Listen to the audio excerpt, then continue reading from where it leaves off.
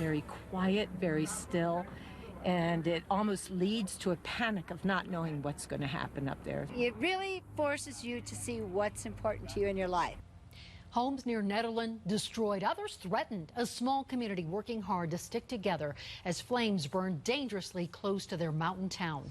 Within the last hour, we got an update on the fire activity. There was some optimistic news from fire officials. Denver 7's Shannon Ogden is in Nederland right now, and Shannon, firefighters say they have been able to hold that fire back. So impressive. Good evening, Ann. Good evening, everyone. It really is heroic. They have held this in these incredibly windy conditions to the roughly 606 acres that it was yesterday. Now, unfortunately, there have been homes destroyed, 5 homes destroyed, 3 outbuildings destroyed, and still some 2,000 people are still under evacuation, and about $2 million in damage done so far. Now, you can see it's still a little windy, but I don't want to be too optimistic, but I got to say in the last 15 minutes, the winds have knocked down a little bit, and that's going to be key to getting control of this thing. And if the winds soften enough, they may be able to open up the evacuation area soon. But again, that's completely dependent upon the weather right now. I want to begin our extensive and exhaustive Denver 7 team coverage with Mark Boyle and the fight against the Cold Springs fire. Mark? Well, as you said, the winds are dying down a little bit. It's been a big struggle today, 30 to 40 miles an hour. It's also made it difficult for some of the helicopters that have been up here in the air trying to dump water on this fire. The fire has been pushing south and east, breaching fire lines along the way, including Boulder Canyon, keeping the canyon closed. As the sheriff puts it, inside the fire lines, there are huge trees that are hot, smoldering. The fire is spreading, and there are aircraft dropping a slurry and water overhead. As Shannon mentioned, 5 homes have burned, but firefighters have been able to save others. It's our neighbors working to save our house, our volunteer firefighters from Nederland, and they are incredible, incredible people. There are 468 firefighters working on the front lines between 2 shifts during the day and at night. Right now, no containment on this fire. They're hoping, though, overnight that will change. Mark Boyle, Denver 7. Mark, thanks. And adding to a couple things Mark said, he talked about the aircraft dumping water on it. All day long, they've actually been dipping into the Barker Reservoir here, basically in the center of Nederland. This is actually one of the very few times all day there has not been a helicopter either coming or going in the middle of that water. Now, the other thing, he talked about containment. Now, as we cover this fire, as you watch the coverage of this fire and all the other fires burning right now in the state, let's get some terminology clear so we all know what everyone's talking about. You hear containment, you hear control. Containment, it's not out, it's just contained. They have built a perimeter barrier.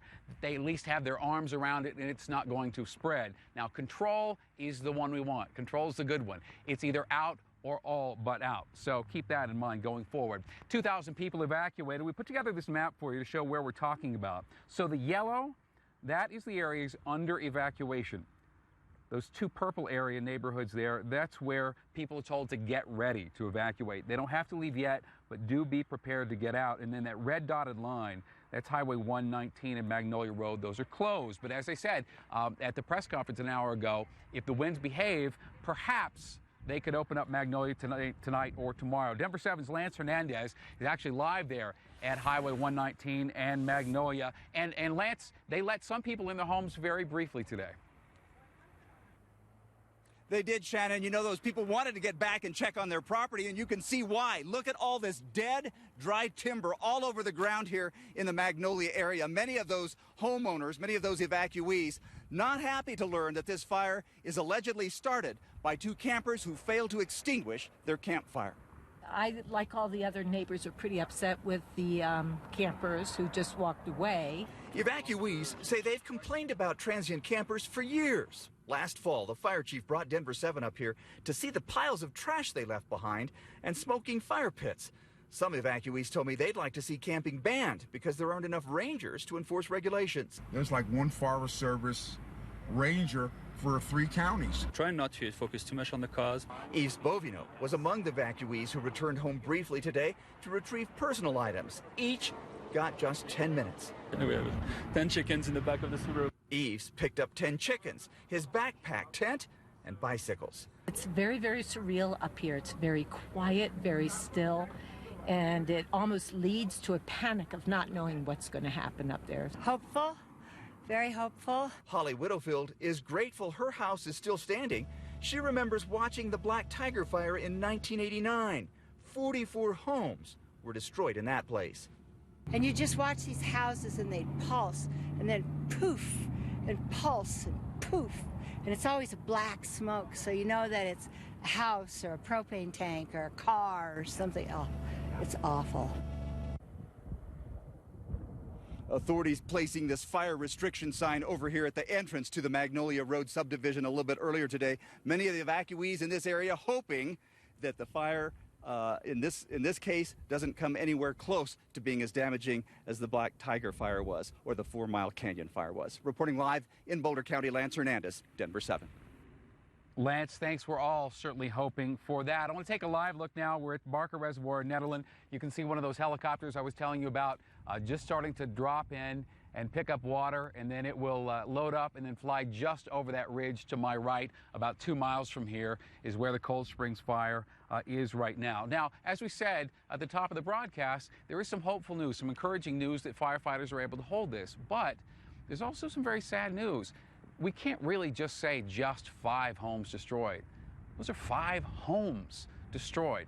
And so there has been a relief fund set up to help those who have been hurt already in this. And this is a map here for you. Barker Reservoir is just off the bottom of the screen. You can see where the homes were lost there from the map. Now, Foothills United Way is handling the money, handling the donations. And if you want to help, you certainly can. We've made it very easy for you to do so through the Denver 7 app. All right, a couple of guys were arrested for starting this fire and were in court today. Kyle Horan was also in court today. Kyle? Yeah, Jimmy Suggs and Zachary Cookendale were both in court today for the first time, and they both face charges of trespassing and felony arson for the Cold Springs fire. Now, in an arrest affidavit, investigators say that Suggs told them that it had to have been us, there was no one else around, end quote. Take a look at this video of the 2 suspects in court. They stood silently as the judge gave them both their bonds.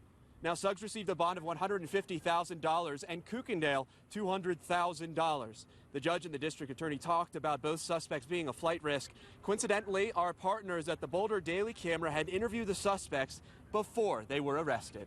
Gotta wait till Monday to get back out. Up here camping out and stuff. Cops come told us to get out for the fire and everything. Told us to come up here. That's where we've been coming. The pair go on to say they were close to the fire and describe how it went up the mountain. They have another court date on Wednesday. Reporting live, Kyle Horan for Denver 7. All right, Kyle, thank you very much for that. I want to let you all know we are committed to covering this in the most relevant, complete way. This is an important story for a lot of us here. And on our website, the denverchannel.com or the Denver 7 app, I hope you download that app. It's been tremendously helpful for a lot of people today. And on that, we've put a link to the arrest report of those 2 gentlemen. Also, we are always updating the evacuation map. Hopefully, we can add some places that are no longer evacuated very soon. Also, there's information about a newsletter. Perhaps you'd like to volunteer here. So that's the latest from here. We'll see you back here in a few minutes. But, Ann, as these winds start to die down, hopefully they'll stay that way. Absolutely. We're all hoping that. Thank you, Shannon. Another large wildfire is burning in southern Colorado right now. We just got an update. The Hayden Pass fire in Fremont County, it's now burning 10,000 acres. Several evacuation orders are in place near Canyon City because of that fire. Officials say lightning started it on Friday. The massive Beaver Creek fire near Walden has really exploded in size. Listen to this. It's grown more than 3,000 acres.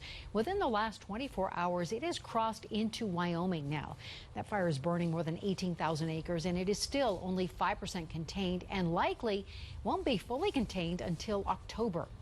And this fire started along Highway 40 at Heritage Square at Colfax in Golden. And fortunately, fire crews were able to get this one under control pretty quickly today. It did shut down the road in the area for a time. Investigators think that it was caused by fireworks. Now today, the temperatures have slightly cooled, but conditions are still dangerous out there. Chief Meteorologist Mike Nelson joining us. And Mike, today the big concern for all those firefighters is that wind. Indeed, the temperatures have been lower, just in the upper 80s to low 90s in the Denver area. And the humidities today have mostly been in the teens and 20s. It's dry air once again. But the main story has been those winds. Now, these are the current wind speeds. You can pretty much double that to get your gusts. They're out of the west, sustained at about 15 to 20 with gusts occasionally up to 30. Fortunately, things are lying down just a little bit. As Shannon was explaining earlier, the winds have lightened up just a bit. The red flag warning goes until 8 o'clock tonight for all of the central mountain areas from Wyoming all the way down to New Mexico. Likely we'll hoist another one for tomorrow as warm, windy, dry weather is going to continue. There are a few thunderstorms, but they're out on the eastern plains, and the fire danger is going to remain high for at least the next week to 10 days. All right, Mike, thanks. And looking at other news across Colorado, many of us agree affordable housing here is a problem. And today, the Denver mayor says it's the city's biggest problem. That's what he said in his State of the City address. What else he says that could be a solution. And new details emerging in the Dylan Redwine death investigation. What turned up after a 5-day search.